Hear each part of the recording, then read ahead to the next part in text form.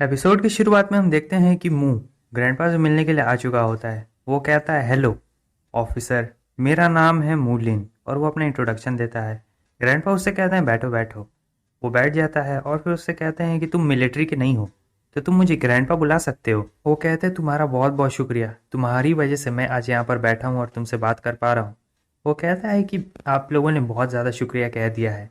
ये इतना ज़्यादा मुश्किल काम भी नहीं था, ये काफ़ी सिंपल चीज़ था मेरे लिए, और उसके अलावा आप पूरी तरीके से रिकवर भी नहीं हुए तो मैं सारा क्रेडिट नहीं ले सकता। तुम बहुत ज़्यादा अच्छे हो, तुमने मेरी जान बचाई, फिर भी तुम्हें इस बात का घमंड नहीं है। वैसे मैं तुम्हें बता देना चाहता हूँ कि पुराने कथाओं में कहा गया है कि जब तुम बूढ़े हो जाओ, यानी 70 बरस के हो जाओ, मेरे उम्र के जितना अभी मैं हूँ, तब तुम एक ऐसी एज पे पहुंच जाते हो जहां पर कुछ तुम्हें ऐसा सीखने को मिलता है और फिर तुम्हें किसी भी चीज़ से डर नहीं लगता है, मरने से भी नहीं। ये बात सुनकर मुंह बहुत ज़्यादा खुश होता है और कह रहा होता है, मैं आपसे बहुत ज़्यादा इम्प्रेस हूँ कि आपने अपनी ज़िंदगी में ये सारी चीज़ें सीखी है। आपसे मिलना तो मेरे लिए सौभाग्य का बात है। तभी वहाँ पर अंकल आते हैं और बताते हैं कि खाना तैयार हो चुका है। टीचर कहते हैं, बहुत बढ़िया, आज मैं बहुत अच्छे मूड में हूँ तो आज खाने के साथ पिया भी जाएगा। अंकल कहने लगते, टीचर आप अभी अभी तो रिकवर हुए। और फिर ऐसे करते करते रात हो चुकी होती है। इधर मुंह भी बहुत पी रहा होता है और कहता है, ग्रैंडपा बस अब मैं और नहीं पी सकता हूँ, बस आज के लिए इतना काफ़ी है।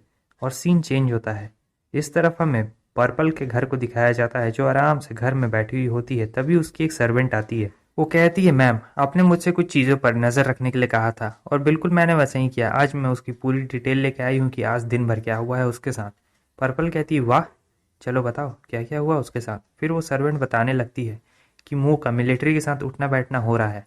आज एक मिलिट्री की ऑफिशियल कार उसे लेने के लिए आई थी और फिर 3 घंटे वक्त बिताने के बाद मिलिट्री बेस में वो लोग उसे छोड़ के भी गए हैं। पर्पल कहती है, आखिर वो इतनी देर तक वहाँ मिलिट्री बेस में कर क्या रहा था?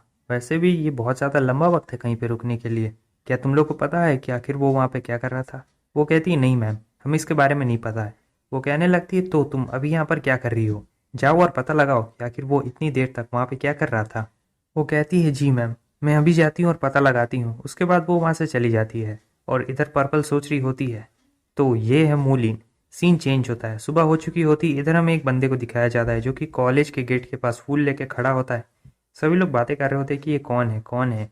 और कुछ लोग बोल रहे होते हैं कि मैंने सुना है कि ये सुबह सुबह इसलिए आया है क्योंकि हमारे स्कूल का नया ब्यूटीफुल लड़की जो है उससे ये देने वाला है गिफ्ट। ये बंदा चुपचाप खड़ा होता है और लोग बहुत सारी बातें कर रहे होते हैं पीछे पीछे। तभी वहाँ पर नए मॉडल की लैम्बोर्गिनी में पर्पल आ चुकी होती है, जिस देखकर सब लोग हैरान होते हैं क्योंकि नया मॉडल था ना। वो कार से उतरती है बड़े स्टाइल से और देखती है कि आज यहाँ पर इतनी ज़्यादा भीड़ क्यों लगी हुई है। तभी वो बंदा पर्पल के पास आता है और कहता है, तो तुम फाइनली यहाँ पर आ ही गई। वो कहती है, तुम यहाँ पर क्या कर रहे हो?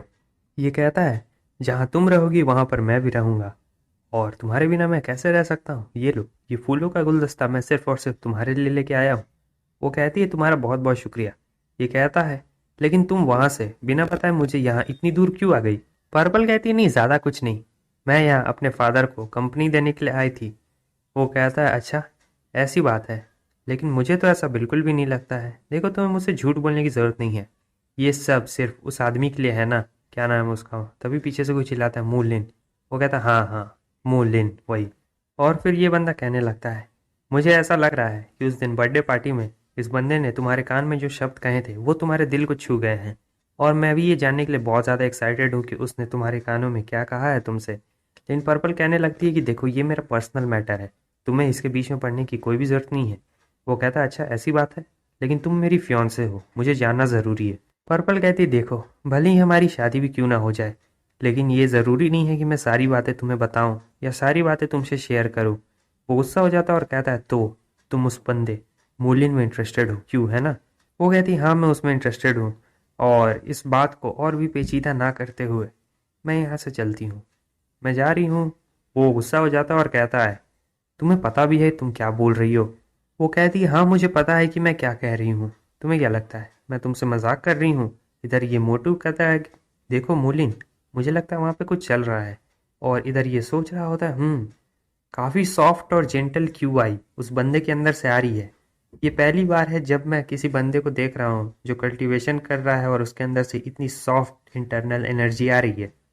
और इधर वो मोटू पूछ रहा होता है कि मूलिन, तुम मुस्कुरा क्यों रहे हो? और इस तरफ ये सोच रहा होता है, तुम्हारी इतनी हिम्मत, तुम्हारी मेरी फियोंसे को मुझसे ही छीन लिया। यहाँ इस पूरी दुनिया में बस कुछ ही लोग हैं जो मेरे खिलाफ जा सकते हैं, और मूलिन, तुम उनमें से तो बिल्कुल भी नहीं हो जो मेरे खिलाफ जा पाओ। नेक्स्ट सीन में हम देखते हैं कि ये दोनों कहीं जा रहे होते हैं। मुंह कहता है, मोटू तुम मुझे बता क्यों नहीं रहे हो कि हम लोग कहाँ जा रहे हैं? इतनी देर से हम सिर्फ चलते ही जा रहे हैं, लेकिन अभी तक हम लोग वहाँ पे पहुँचे नहीं हैं। मोटू कहता है कि तुम चिंता क्यों कर रहे हो, जब तुम वहाँ चले जाओगे तब तुम्हें सारी बातें खुद ही पता चल जाएगी। और फिर हम देखते हैं कि वो एक बहुत बड़े गेट के पास आते हैं जहाँ 2 गार्ड उनके लिए गेट खुलते हैं। ये होता है एक चैरिटी वाला ऑक्शन, जहाँ पर सस्ती चीज़ों को बहुत महंगे में खरीदा जाता है और ये सारा पैसा चैरिटी में जाएगा। मुंह कहता है, मोटू मुझे नहीं लगा था कि तुम इस तरीके के चैरिटी इवेंट्स में इंटरेस्टेड होगे। आखिर कैसे कैसे तुम यहाँ पर आ गए? वो कहता है, अरे मूलिन, ये कोई नॉर्मल चैरिटी वाला शो नहीं है जिसमें तुम हमेशा जाते हो, ये अलग है। अचानक से मूलिन देखता है कि उसकी जो अंगूठी होती है उसकी क्यूआई रिएक्ट कर रही होती है। उसे समझ नहीं आ रहा होता है कि आखिर ये सब यहाँ पे क्या हो रहा है। मोटू से देखता है और कहता है, क्या हुआ मूलिन, तुम्हारा चेहरा अचानक से थका थका सा लग रहा है। वो कहता है कि उसका पेट अचानक से दर्द कर रहा है, इसीलिए वो थोड़ी देर में रेस्टरूम से आता है और फिर वो वहाँ से तुरंत ही भागने लगता है। वो मोटू कहता है कि रेस्टरूम उस तरफ है। मुंह कहता है, ठीक है, तुम मेरा यहीं पर इंतजार करना, मैं जल्दी वापस आ जाऊंगा। नेक्स्ट सीन में हम देखते हैं कि वो बाथरूम के अंदर आ चुका होता है और इधर वो सोच रहा होता है कि आखिर ये सब क्या हो रहा है। मेरी रिंग ये फ्री होने की कोशिश कर रही थी, लेकिन मैंने किसी भी तरह अपने क्यूआई की मदद से इसे सरप्रेस कर दिया। लेकिन अगर ऐसा नहीं हुआ होता तो मैं दूसरी दुनिया में लगभग मारा ही जा चुका था, और वहाँ से भागते भागते मैंने इस रिंग को अपने साथ ले लिया था। मैं इस रिंग को ऐसे खो नहीं सकता हूँ। अगर मैंने इसे खो दिया तो बहुत बड़ी प्रॉब्लम खड़ी हो जाएगी मेरे लिए। तभी साइड से आवाज़ आती है कि मूलिन, मुझे पता है कि तुम वहीं पर हो, मैंने तुम्हारी आवाज़ सुन ली है, बाहर निकल जाओ। वो सोच रहा था कौन हो सकता है, लेकिन ये तो एक लड़की की आवाज़ है।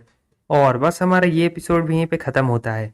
लेकिन जाने से पहले एक बात बताते जाओ, तुम लोग को क्या लगता है, इस सीरीज़ का मेन हीरो तो यही है, लेकिन हीरोइन कौन है? क्योंकि इसमें इतनी सारी हीरोइन है कि पता नहीं हीरोइन ही कौन है। वैसे तुम लोग को कौन ज़्यादा पसंद है? कमेंट करके अपनी हीरोइन को ज़रूर बता देना नाम, ठीक है? मेरा तो वाइटी है, तुम लोग अपना जानो। यहाँ तक वीडियो देखने के लिए आप लोगों का बहुत बहुत शुक्रिया। तो फिर मिलते हैं आप सभी से नेक्स्ट वीडियो में, तब तक के लिए बाय बाय।